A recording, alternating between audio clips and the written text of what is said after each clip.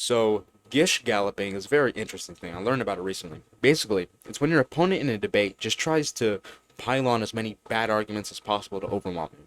Or I suppose it could be good arguments as well, but usually they're bad arguments.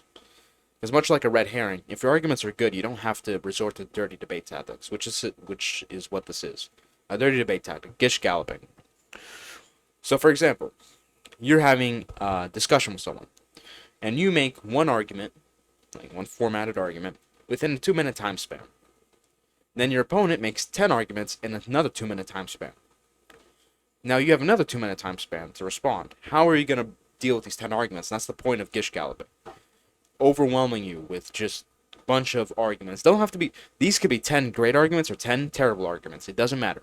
Dealing with all 10 is very difficult within a short time span, which is the point of Gish galloping.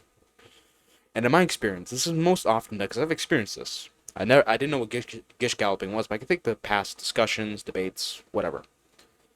Women.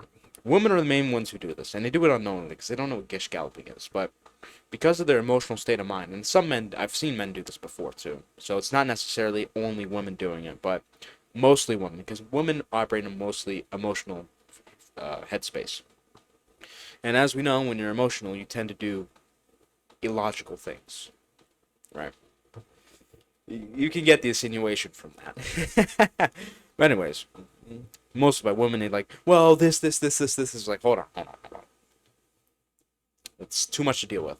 And that's really how you have to deal with it. You have to deal with it like any other PvP game. Let's use boxing, for example. If you're in a boxing fight with someone and they start speeding up, you can't just, if you don't want to fight at that pace, you shouldn't speed up. You should still fight at your own pace. Make them fight at your own pace. Do not speed yourself up just because of the person speeding themselves up. And it's hard to deal with because our natural human instinct, both in combat and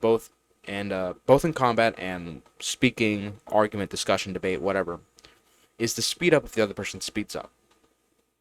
That's our natural instinct. So you have to fight it and say, okay, no, you're not going to speed me up. Let's slow it down. You said a lot of arguments. Let's go over them one by one.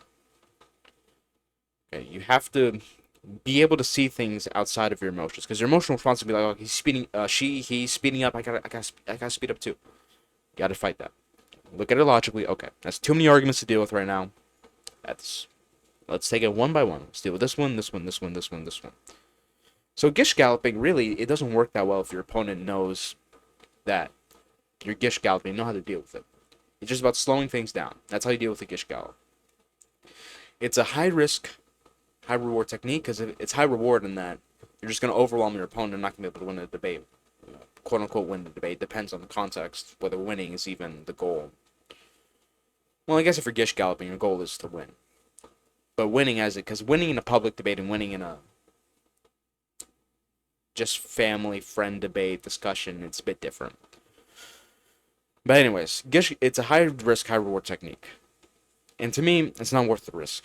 First of all, it's dirty debate. Like I said, if you actually have a good argument, you shouldn't need to Gish gallop. But as long as you're in a retard, your Gish galloping opponent will feel the downside of employing the technique, because you're going to go over each argument one by one, and you're going to destroy them, because more times than not, Gish galloping is done when someone has very bad arguments.